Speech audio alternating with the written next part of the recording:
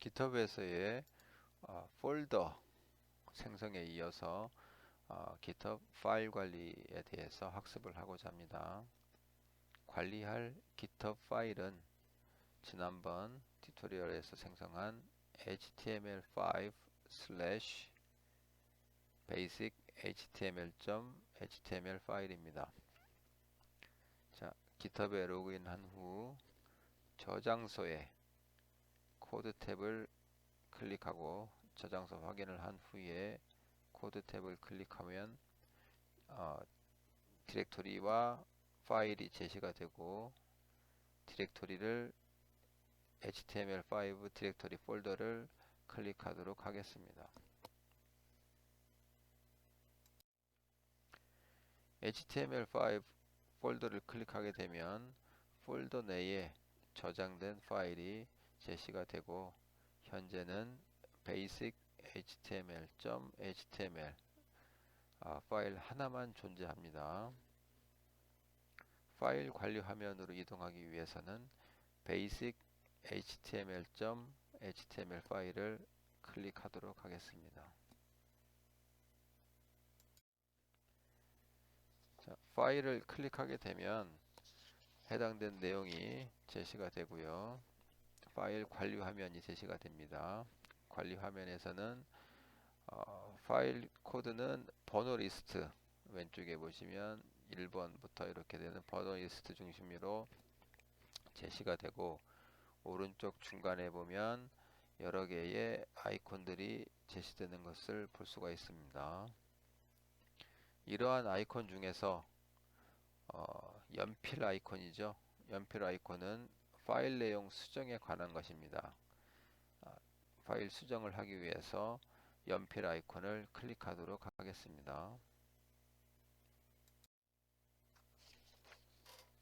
연필 아이콘을 클릭하면 소스 코드 리스트 화면이 수정을 할 수 있도록 가능한 형태로 변경이 되며 이번 연습에서는 5번째 줄에 있는 타이틀 표제에서 타이틀 표제를 여기에로 수정을 했습니다. 일부 추가를 한 거죠.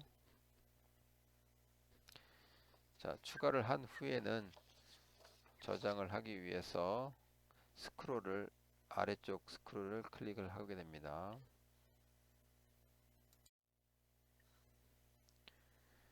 아래와 같이 스크롤 아래쪽에 보시면 commit changes, 즉 변경하는 것을 실행해라 라고 하는 버튼이 나오고 해당 버튼을 클릭하면 변경이 수행되도록 하겠습니다. 커밋 버튼이 클릭되면 코드 편집 화면이 다시 되고요. 코드가 조회가 됩니다. 방금 전에 5번째 줄 타이틀 표제를 여기에로 바꿨기 때문에 내용이 변경된 것을 눈으로 확인할 수가 있도록 되겠습니다. 자, 기본적으로 GitHub 사이트는 업데이트하는 시간이 일부 소요가 됩니다. 그래서 좀 시간을 뒀다가 최대 10분 걸리는 경우도 있고 30번 정도 걸리는 경우도 있었던 걸로 기억을 합니다. 무료 사이트니만큼 여러분들이 인내를 하고 학습에 활용하면 되겠습니다. 자, 실행 확인을 위해서 있었던 주소 jsp2go.io/html5/basic-html5 아닙니다. /basic-html.html 입력하고 클릭을 합니다. 그러면 아래처럼 결과는 나오는데 우리가 바꿨던 내용은 오른쪽에 있는 타이틀이죠. 타이틀 표제가 타이틀 표제를 여기에로 바뀐 것을 우리가 좀 알 수 있을 겁니다. 그 GitHub 사이트에서는 커밋의 수를 제한하고 있습니다. 1시간에 10회 이내로 제한하고 있기 때문에 정책은 항상 바뀝니다만 최근까지는 그런 정책을 갖고 있기 때문에 자주 커밋하는 것은 실행을 뒤늦게 하는 방법입니다. 자, 방금처럼 수정을 끝냈습니다. 이번에는 파일 그리고 폴더를 한번 삭제해 보도록 하겠습니다. 이를 위해서 저장소 초기 위치로 이동을 하고요. 아래쪽에 있는 코드 탭 버튼을 클릭합니다. 삭제할 대상은 HTML5 폴더입니다. 이를 위해서 HTML5 폴더를 클릭하도록 하겠습니다.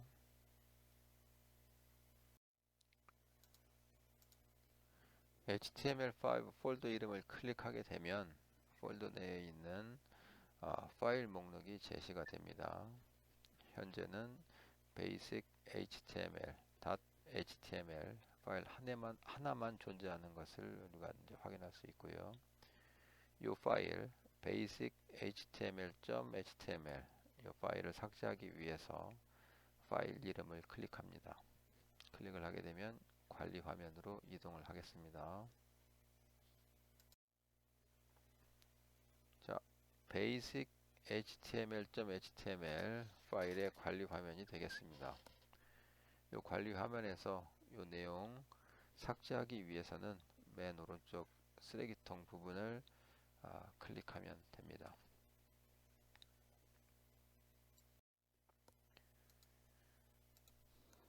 쓰레기통 아이콘을 클릭하게 되면 확인 차원의 커밋 화면이 아래처럼 제시가 되고요. 완전 삭제를 위해서는 맨 아래쪽에 있는 Commit Changes 버튼을 클릭하면 됩니다. 변경 커밋 버튼이 클릭이 되면 이전에 HTML5 폴더보다 한 단계 상위인 루트 폴더 /HTML5가 없는 루트 폴더 구조가 제시가 되고 결과 화면에서는 HTML5 폴더가 제거되어 있는 것을 삭제되어 있는 것을 확인할 수 있습니다. 이와 같은 이유는 기존 HTML5 폴더에 단 하나의 파일인 basic html.html이 있었고 해당 파일이 삭제가 되었으므로 폴더가 더 이상 필요가 없다고 판단되어 GitHub은 폴더 HTML5까지도 함께 삭제한 겁니다. 이러한 절차는 MS 윈도우 등 기존 OS에서의 폴더 관리 방법과는 조금 차이가 있는 점이며 기존 OS에서는 폴더 밑에 파일이 없다고 하더라도 폴더 이름은 삭제하지 않습니다. 반면에 GitHub에서는 모든 파일이 삭제되어 해당 디렉토리에 폴더에 파일이 없는 경우에는 해당 폴더도 함께 삭제를 합니다. 사용자가 GitHub에 로그인을 하게 되면 대시보드 초기 화면이 제시됩니다. 대시보드 화면 왼쪽에서는 사용자가 보유하고 있는 모든 저장소가 나열되며 중앙 부분은 새로운 프로젝트 및 관련된 설명 버튼이 제시됩니다. 사용자별 메뉴 선택을 위해 오른쪽 끝 윗부분의 아이콘을 오른쪽 마우스로 클릭합니다. 이렇게 클릭하게 되면 도움말, 설정 등 다수의 메뉴가 제시가 되며 이번 튜토리얼에서는 Sign Out, 즉 로그아웃을 클릭하게 되면 GitHub에서 로그아웃을 할 수 있도록 합니다. 공용 PC를 사용하는 경우에 Sign Out 메뉴를 이용하여 반드시 로그아웃 하여야 합니다. 그렇게 하지 않으면 다른 학생이 로그아웃 정보가 계속 남아 있어서 다른 학생이 해당 GitHub 사이트를 사용을 해서 리파지토리에 있는 정보를 활용할 수 있으므로 정보 보호와 관련돼서 바람직하지 않은 상태가 됩니다. 반드시 로그아웃을 통해서 사인아웃 통해서 로그아웃 하시기 바랍니다.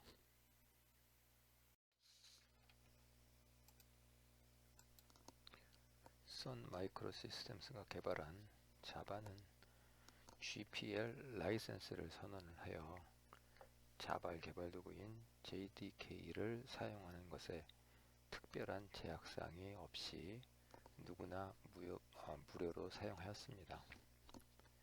하지만 오라클이 선 마이크로시스템스를 인수한 이후에 오라클의 JDK에 대한 정책이 상업용인 경우 연단위 구독형 유료 라이센스로 전환이 되었습니다.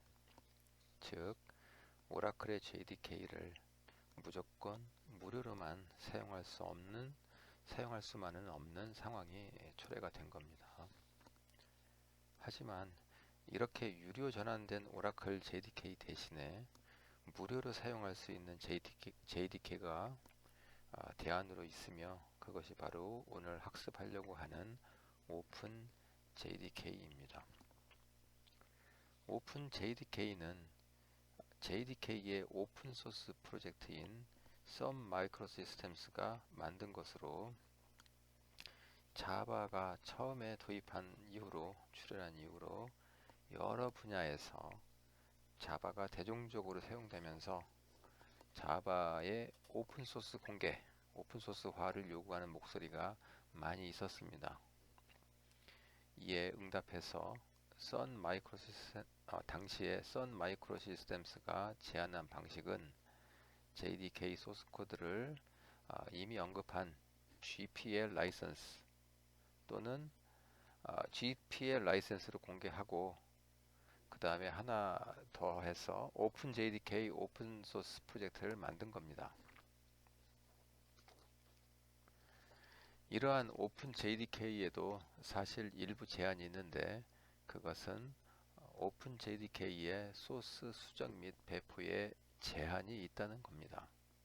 즉, 오픈 JDK에는 TCK 인증, OCTLA 협약이라고 하는 두 가지 근거를 가지고 개발 참여 권한에 대한 기업체 인증, 그 다음에 관련된 협약 절차가 있으며 이를 준수하는 여기에 가입되어 있는 기관 및 업체만이 소스 수정 등이 현재 가능합니다. 오라클 JDK와 오픈 JDK가 동일한 스펙과 구현을 포함하고 있어서 유사하게 보이지만 오라클 JDK는 오픈 JDK의 구현에 더해서 여러 추가적인 요소, 즉 라이브러리, 플러그인 이런 것들을 포함하고 있으며 또한 그 배포한 오라클 JDK의 경우는 회사 차원에서 JDK에 대한 그 기술 지원 기간이 상대적으로 장기간입니다. 하지만 우리 수업에서는 개인 학습 및 간단한 개발을 추구하므로 오픈 JDK로 충분합니다. 따라서 이번 튜토리얼에서는 오픈 JDK를 사용하고자 하며 오픈 JDK 공식 홈페이지는 아래 그림과 같이 adaptopenjdk.net 입니다. 해당 사이트를 방문을 하고 홈페이지에서 최신 버전 다운로드를 하기 위해서는 화면에서처럼 오른쪽 아래쪽으로 방향으로 스크롤을 하면 됩니다. 스크롤을 좀 더 하게 되면 이쪽에 기타 플랫폼, 즉 Other Platforms 버튼을 클릭하면 됩니다. 2018년도 기준으로 만든 자료가 되겠습니다. 현재 가능한 오픈 JDK 11입니다. 클릭하시고요. 아래로 스크롤을 더 하도록 하겠습니다. 스크롤을 더 하게 되면 여러 가지 설치가 가능한 플랫폼이 나오고요. 근본 튜토리얼에서는 윈도우 시스템에 오픈 JDK를 설치할 예정이기 때문에 윈도우 X64 아이콘을 그림과 같이 클릭하도록 하겠습니다. 자, 클릭하면 다음과 같이 두 가지 종류의 다운로드 버튼이 나오고요. 하나는 JDK 버전이고 하나는 JRE 버전이 되겠습니다. 우리는 개발용으로 할 예정이기 때문에 다운로드 JDK 버튼을 클릭합니다. 버튼을 클릭하게 되면 아랫부분에 해당 파일의 다운로드가 진행되는 모습을 우리가 볼 수 있고요. 다운로드가 완료될 때까지 대기하도록 하겠습니다. 다음은 방금 다운로드 받은 그 설치 파일, zip 파일을 어디에다가 설치를 할 건지 결정하는 그 사례가 되겠습니다. 즉 자바 설치 파일을 어디에 설치할 거냐, 그 관련된 내용이고요. 현재 대부분의 그 사이트에서는 C 밑에 프로그램 파일 밑에 자바 이 폴더에 방금 전에 다운로드 받은 오픈 JDK를 설치할 예정입니다. 그 위치를 가봤더니 현재 1.8 버전의 JDK와 JRE가 설치되어 있음을 우리가 확인할 수 있습니다. 다운로드 받은 파일을 언집을 하게 되면 여기 프로그램 파일스 자바 밑에다가 언집을 하게 되면 이런 형태로 이제 언집을 할 수 있게 되겠죠. 그래서 해당되어 있는 파일을 폴더가 생성된 것을 우리가 눈으로 확인할 수가 있습니다. JDK 빼기 11 이 부분을 클릭하도록 하겠습니다. JDK-11 폴더를 클릭하게 되면 아래와 같은 그 하브 폴더 구조가 제시가 됩니다. 자, 이 중에서 우리가 알고 싶은 것은 뭐냐면 여기 빈에 대한 주소가 되겠습니다. 이 주소를 나중에 윈도우 패스 설정을 할 때 사용하기 때문에 이 빈 폴더를 클릭하고 해당된 주소 위치를 확인하도록 하겠습니다. 기억하겠습니다. 자, 이제 윈도우 시스템 전체에서 오픈 JDK를 쓰기 위한 설정을 실시하도록 하겠습니다. 설정하기 위해서는 컴퓨터 오른쪽 마우스를 써서 컴퓨터에 오른쪽 마우스를 쓰게 되면 아래쪽에 속성이 나옵니다. 속성의 경우 클릭하면 되겠습니다. 현재는 윈도우 7을 쓰고 있는데요. 윈도우 10인 경우에는 제어판, 시스템 보안, 시스템, 고급 시스템 설정, 환경 변수를 선택을 해서 해당 내용을 설정할 수 있도록 하겠습니다. 속성을 클릭하게 되면 현재 시스템 사용하고 있는 컴퓨터 시스템의 사용을 볼 수 있으며 현재 PC는 인텔 7의 메모리 8기가 64비트 운영체제를 사용하고 있음을 확인할 수가 있습니다. 자, 그림과 같이 왼쪽에 있는 고급 시스템 설정을 클릭합니다. 클릭을 하게 되면 컴퓨터 환경 변수 설정을 위한 시스템 속성 화면이 제시가 되고 중간에 고급, 아래쪽에 환경 변수를 클릭하도록 하겠습니다.